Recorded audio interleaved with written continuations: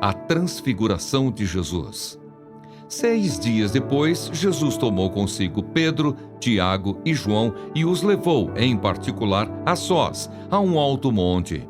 E Jesus foi transfigurado diante deles. As suas roupas se tornaram resplandecentes, de um branco muito intenso, como nenhum lavandeiro no mundo as poderia alvejar.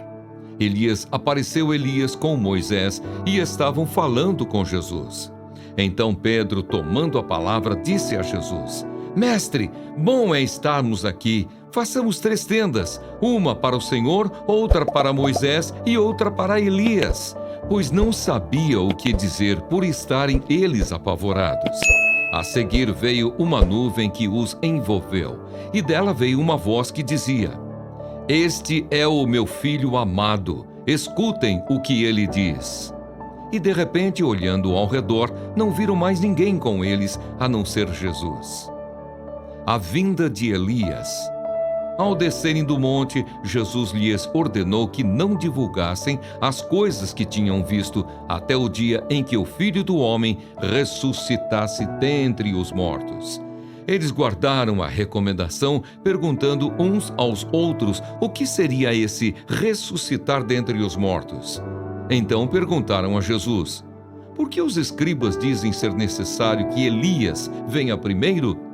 Jesus respondeu: Elias, vindo primeiro, restaurará todas as coisas. Como então está escrito sobre o Filho do Homem, que sofrerá muito e será desprezado? Eu, porém, lhes digo que Elias já veio, e fizeram com ele tudo o que quiseram, como está escrito a respeito dele. A cura de um menino. Quando eles se aproximaram dos outros discípulos, viram numerosa multidão ao redor deles e os escribas discutindo com eles. E logo toda a multidão, ao ver Jesus, ficou surpresa e, correndo até ele, o saudava. Então Jesus perguntou: O que é que vocês estão discutindo com eles? E um, do meio da multidão, respondeu: Mestre, eu trouxe até o Senhor o meu filho, que está possuído de um espírito mudo. E este, sempre que se apossa dele, lança-o por terra e ele espuma, range os dentes e vai definhando. Pedi aos seus discípulos que o expulsassem, mas eles não puderam. Então Jesus exclamou: Ó geração incrédula, até quando estarei com vocês? Até quando terei de suportá-los? Tragam o menino até aqui. E eles o trouxeram. Quando ele viu Jesus, o espírito imediatamente agitou o menino com violência e, caindo ele por terra, revolvia-se espumando. Jesus perguntou ao pai do menino: Há quanto tempo isso está acontecendo com ele? O pai respondeu: Desde a infância, e muitas vezes o tem lançado no fogo e na água para o matar. Mas se o Senhor pode fazer alguma coisa, tenha compaixão de nós e ajude-nos. Ao que Jesus respondeu: Se o Senhor pode, tudo é possível ao que crê. E imediatamente o pai do menino exclamou: Eu creio, ajude-me na minha falta de fé. Vendo Jesus que muita gente estava se reunindo, repreendeu o espírito imundo, dizendo-lhe: Espírito mudo e surdo, eu ordeno a você, saia deste menino e nunca mais entre nele.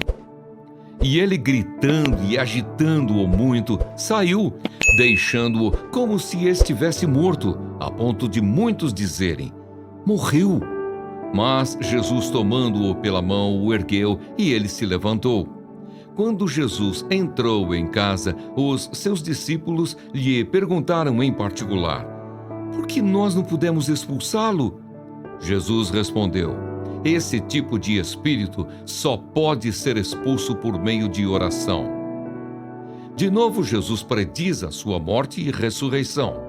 E tendo saído dali, passavam pela Galileia, e Jesus não queria que ninguém o soubesse, porque ensinava aos seus discípulos e lhes dizia: O Filho do Homem será entregue nas mãos dos homens, e estes o matarão, mas 3 dias depois da sua morte ressuscitará.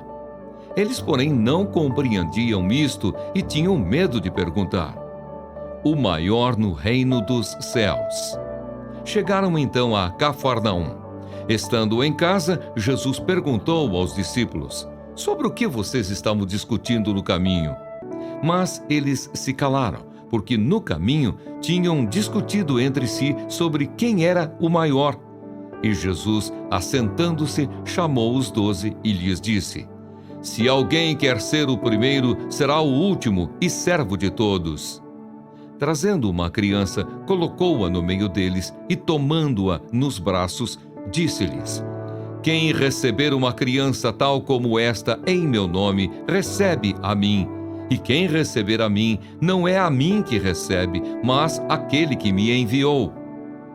Quem não é contra nós, é por nós. João disse a Jesus: mestre, vimos um homem que expulsava demônios em seu nome, mas nós o proibimos de fazer isso, porque não nos seguia.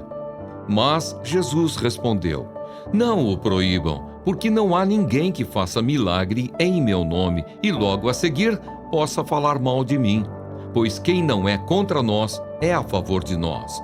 Pois aquele que lhes der de beber um copo de água em meu nome, porque vocês são de Cristo, em verdade lhes digo que de modo nenhum perderá a sua recompensa. Os tropeços. E se alguém fizer tropeçar um destes pequeninos que creem em mim, seria melhor para esse que uma grande pedra de moinho fosse pendurada ao seu pescoço e fosse jogado no mar. E se a sua mão leva você a tropeçar, corte-a, pois é melhor você entrar aleijado na vida do que, tendo as duas mãos, ir para o inferno, para o fogo que nunca se apaga, onde não lhes morre o verme, nem o fogo se apaga. E se o seu pé leva você a tropeçar, corte-o, pois é melhor você entrar na vida aleijado do que, tendo os 2 pés, ser lançado no inferno, onde não lhes morre o verme, nem o fogo se apaga. E se um dos seus olhos leva você a tropeçar, arranque-o, pois é melhor você entrar no reino de Deus com um olho só, do que, tendo os 2, ser lançado no inferno, onde não lhes morre o verme, nem o fogo se apaga. Porque cada um será salgado com fogo. O sal é bom, mas se o sal vier a se tornar insípido, como lhe restaurar o sabor? Tenham sal em vocês mesmos e paz uns com os outros.